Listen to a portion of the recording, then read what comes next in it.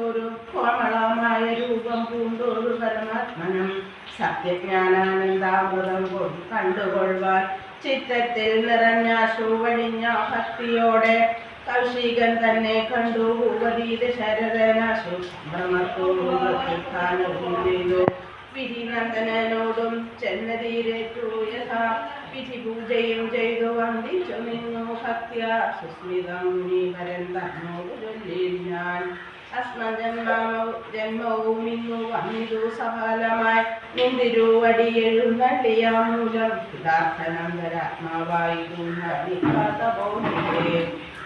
ഇങ്ങനെയുള്ള നിങ്ങളെ എഴുന്നള്ളിയിടും ദേശം മംഗലമായി വന്നാശു സമ്പത്തും താനേ വരും എന്തോന്നു ചിന്തിച്ചെഴുന്നള്ളി അതെന്നും ഇപ്പോൾ നിന്തിരുവടി അരുൾ ചെയ്യണം ദയാനിധേ എന്നാലാകുന്നതെല്ലാം ചെയ്യുവേൻ ഞാൻ മടിയാതെ ചെന്നാൽ